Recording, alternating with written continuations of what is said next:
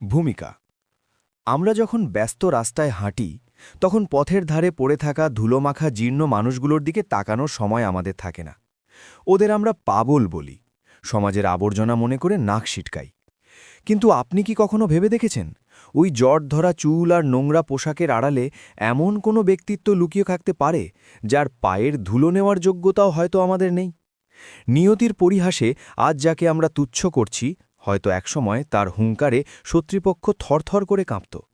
আজকের এই কাহিনী আপনাকে বাধ্য করবে আপনার দৃষ্টিভঙ্গি বদলাতে। হৃদয়ের সবটুকু আবেগ দিয়ে শুনুন এক বিস্তৃত বীরের উপাখ্যান, যাকে পৃথিবী ছুঁড়ে ফেলে দিয়েছিল আবর্জনার স্তূপে, কিন্তু সময় তাকে ফিরিয়ে দিয়েছে তার প্রাপ্য রাজ সিংহাসন।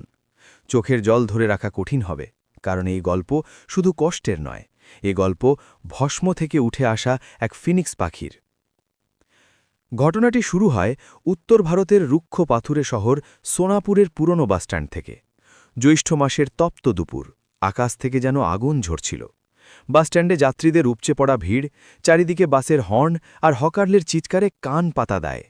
এই হট্টগোলের মাঝে জলের ট্যাঙ্কের একপাশে চুপচাপ বসেছিল এক অদ্ভুত দর্শন লোক।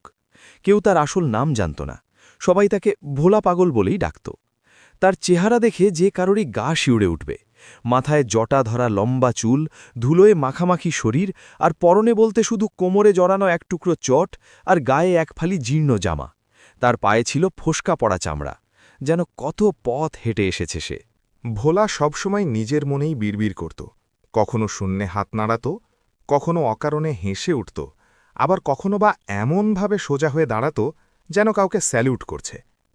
বাসস্ট্যান্ডের ঠিক উল্টো দিকেই ছিল মহাজন গোবিন্দর বিখ্যাত মিষ্টির দোকান। গোবিন্দ ছিল অত্যন্ত রাগী এবং নিজের দোকানের সুনাম নিয়ে সবসময় চিন্তিত এক অহংকারী ব্যবসায়ী। সেদিন দোকানে খরিদ্দারদের বেশ ভিড় ছিল। ক্ষুধার্ত ভোলা একদৃষ্টিতে তাকিয়েছিল গোবিন্দর কড়াইতে ভাজা গরম সিঙাড়াগুলোর দিকে। খিদে মানুষকে পশুর স্তরে নামিয়ে আনে, কিন্তু ভোলা তবুও তার আত্মসম্মান হারায়নি। সে হাত পেতে ভিক্ষা চায়নি, শুধু দূর থেকে লোলুপ দৃষ্টিতে তাকিয়েছিল। হঠাৎ একটি নেড়ি কুকুর ভোলার পাশে পড়ে থাকা একটি এঁটো শালপাতা চাটতে শুরু করল। ক্ষুধার জ্বালায় ভোলা সেই কুকুরটিকে তাড়িয়ে দিয়ে নিজে সেই পাতা থেকে খাবারের উচ্ছিষ্ট অংশটুকু তুলে নিতে গেল। এই দৃশ্য দেখে মহাজন গোবিন্দর পিত্তি জ্বলে গেল। সে চিৎকার করে উঠল, ওরে অলক্ষণে, মরারা জায়গা পেলি না?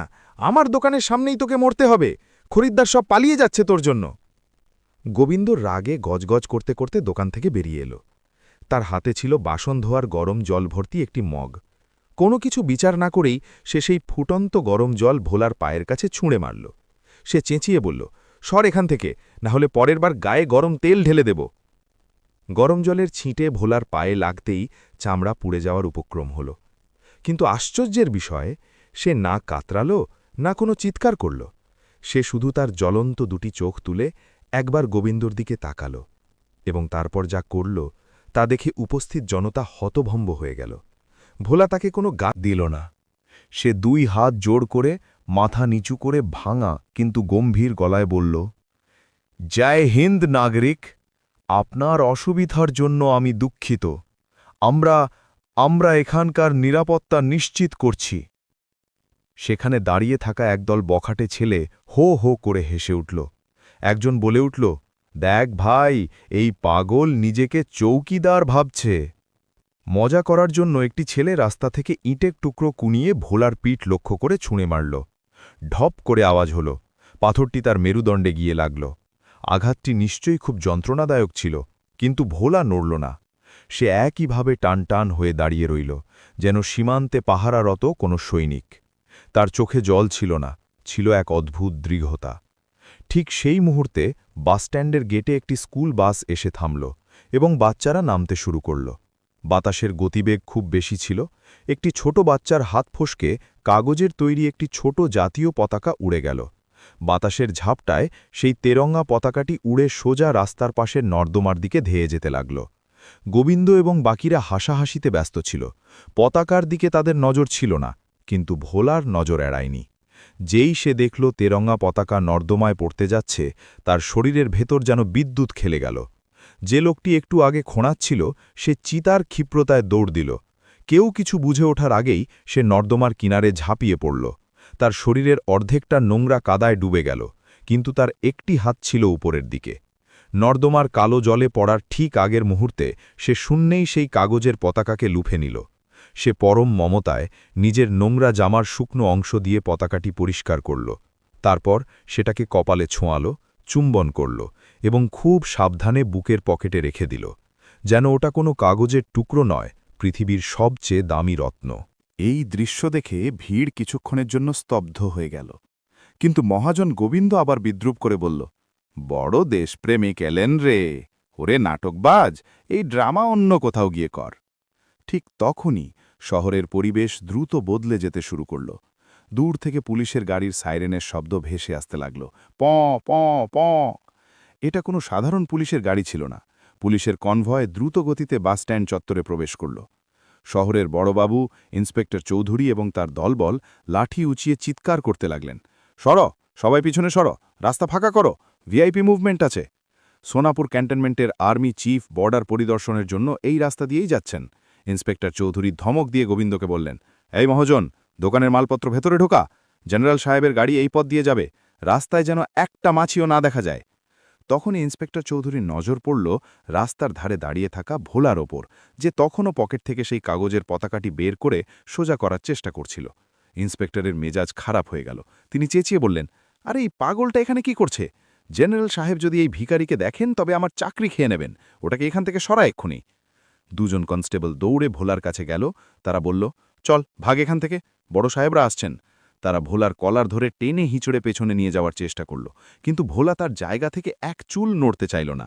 সে বারবার রাস্তার দিকে তাকাচ্ছিল এবং কনস্টেবলদের হাত ছাড়িয়ে বলছিল, গাড়ি আসছে, কমান্ডার আসছেন, আমাকে রিপোর্ট করতে হবে, আমার ডিউটি।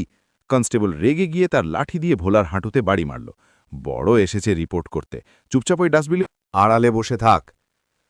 আঘাতে ভোলা হাঁটু গেড়ে পড়ে গেল, কিন্তু তার দৃষ্টি তখনও রাস্তার দিকেই নিবদ্ধ ছিল। তখনই সামনে ধুলোর ঝড় তুলে কনভয় আসতে দেখা গেল।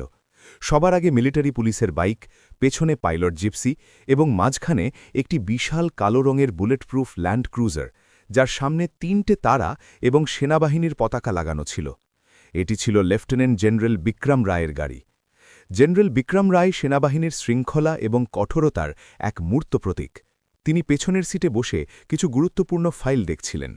বাসস্ট্যান্ডে ভিড় থাকায় কনভয়ের গতি কিছুটা ধীর হয়ে গেল। ইন্সপেক্টর চৌধুরী এবং পুলিশরা অ্যাটেনশন হয়ে স্যালুট দিচ্ছিলেন। ভিড়ের আড়ালে কনস্টেবলরা ভোলার মুখ চেপে ধরে রেখেছিল, যাতে সে শব্দ করতে না পারে। কিন্তু যেই ভোলা সেই 3 তারা লাগানো গাড়ি এবং তার ওপরের তেরঙ্গা পতাকা দেখল, তার শরীরে এক অমানবিক শক্তি ভর করল। সে এক ঝটকায় 2জন কনস্টেবলকে ছিটকে ফেলে দিল। কনস্টেবলরা দূরে গিয়ে পড়ল। ভোলা তার ছেঁড়া পোশাকে কাদামাখা শরীর নিয়ে ভিড় চিড়ে সোজা রাস্তার মাঝখানে এসে দাঁড়াল। কনভয়ের পাইলট গাড়িটি সজোরে ব্রেক কষল। Cock cock! গাড়ি থেমে গেল। কমান্ডোরা মুহূর্তের মধ্যে গাড়ি থেকে লাফিয়ে নামল। তাদের স্বয়ংক্রিয় বন্দুকগুলো ভোলার দিকে তাক করা হল। ইন্সপেক্টর চৌধুরীর শ্বাস বন্ধ হওয়ার উপক্রম হল। আজ এই পাগলের জন্য তার চাকরি তো যাবেই, হয়তো প্রাণটাও যাবে। কিন্তু ভোলা কোনো কিছুর তোয়াক্কা করল না। সে তার 2 পায়ের গোড়ালি একসাথে করল, বুক টানটান করল এবং ডান হাতের তালু কপালে ঠেকিয়ে এমন নিখুঁত ও কড়া এক স্যালুট দিল যে বাতাসের শব্দও যেন স্তব্ধ হয়ে গেল। তার চোখে আর সেই পাগলামি ছিল না। সেখানে এখন জলজল করছে এক ফৌজি অফিসারের ইস্পাত কঠিন শৃঙ্খলা। সে তার গলার শিরা ফুলিয়ে চিৎকার করে উঠল, Jai Hind sir, alpha 1 reporting for duty sir. গাড়ির ভেতরে বসা জেনারেল বিক্রম রায় যেই এই কণ্ঠস্বর শুনলেন, তার হাত থেকে কলমটি খসে পড়ল। আলফা 1, এই কোড নেম তো 15 বছর আগে শেষ হয়ে যাওয়া এক গোপন মিশনের ছিল। জেনারেল বিক্রম জানলা দিয়ে বাইরে তাকালেন। দেখলেন রাস্তার মাঝখানে এক জরাজীর্ণ পাগল ভিখারি দাঁড়িয়ে স্যালিউট করছে। সাধারণ মানুষের চোখে সে ভিখারি হতে পারে, কিন্তু জেনারেলের জহুরির চোখ অন্য কিছু দেখল। তিনি দেখলেন লোকটির স্যালিউটের ভঙ্গি, বুড়ো আঙুলের সঠিক কোণ এবং তার দাঁড়িয়ে থাকার ভঙ্গি একজন প্রশিক্ষিত কমান্ডোর মতো। এবং সবচেয়ে বড় কথা, তিনি ভোলার কবজিতে একটি পুরনো অস্পষ্ট ট্যাটু দেখতে পেলেন, একটি ডানা মেলা ঈগল। জেনারেল বিক্রমের মুখ ফ্যাকাশে হয়ে গেল। তিনি ড্রাইভারকে চিৎকার করে আদেশ দিলেন, স্টপ, গাড়ি থামাও, এক্ষুনি থামাও। পুরো কনভয় স্তব্ধ হয়ে গেল। জেনারেল বিক্রম রায়, যিনি নিরাপত্তার খাতিরে কখনো গাড়ি থেকে নামেন না, তিনি দরজা খুলে চলন্ত রাস্তার মাঝখানে নেমে এলেন। ইন্সপেক্টর চৌধুরী দৌড়ে এলেন, স্যার সরি স্যার, এটা একটা পাগল, আমি এক্ষুনি একে সরিয়ে দিচ্ছি। জেনারেল ইন্সপেক্টরকে হাতের ইশারায় এমনভাবে থামিয়ে দিলেন যেন তিনি কোনো তুচ্ছ পোকা। তার নজর শুধু ওই পাগলের ওপর নিবদ্ধ ছিল। জেনারেল টলমল পায়ে ভোলার দিকে এগিয়ে গেলেন। ভোলা তখনও পাথরের মূর্তির মতো স্যালিউট দিয়ে দাঁড়িয়েছিল। জেনারেল ঠিক তার সামনে গিয়ে দাঁড়ালেন, তার চোখ দিয়ে জল গড়িয়ে পড়ল। তিনি কাঁপা কাঁপা গলায় জিজ্ঞেস করলেন, রুদ্র, মেজর রুদ্রপ্রতাপ, এটা কি তুমি? এই নাম শুনে ভোলার হাত ধীরে ধীরে নিচে নেমে এলো। তার শূন্য দৃষ্টিতে হঠাৎ স্মৃতির এক ঝলকানি খেলে গেল। সে ভাঙা গলায় বলল, eagle, operation valley, mission successful sir. আমার আমার সঙ্গীরা ফিরে আসেনি স্যার, ভ্যালি অফ ডেথ। এই কথা শোনা মাত্র জেনারেল বিক্রম রায় সেই নোংরা কাদায় মাখামাখি পাগলকে জড়িয়ে ধরলেন। এত শক্ত করে বুকে জড়িয়ে ধরলেন যে উপস্থিত সকলের আত্মা কেঁপে উঠল। একজন 3 স্টার জেনারেল একজন পাগল ভিখারির গলা জড়িয়ে রাস্তার মাঝখানে দাঁড়িয়ে শিশুর মতো কাঁদছিলেন। রুদ্র, আমার বাঘ, তুমি বেঁচে আছো? আমরা তোমাকে মৃত ভেবেছিলাম। 15 বছর তুমি কোথায় ছিলে আমার ভাই? ভিড় তখন পাথর হয়ে গেছে। মহাজন গোবিন্দর হাত থেকে শিঙাড়া পড়ে গেল। ইন্সপেক্টর চৌধুরীর মুখ হাঁ হয়ে রইল। যাকে সবাই ঢিল মারছিল সে আসলে মেজর রুদ্রপ্রতাপ। 15 বছর আগে কি এমন ঘটেছিল যে আজ একজন জেনারেল তার সামনে কাঁদছেন? জেনারেল বিক্রম রায় মেজর রুদ্রের মুখ তার 2 হাতে তুলে ধরলেন।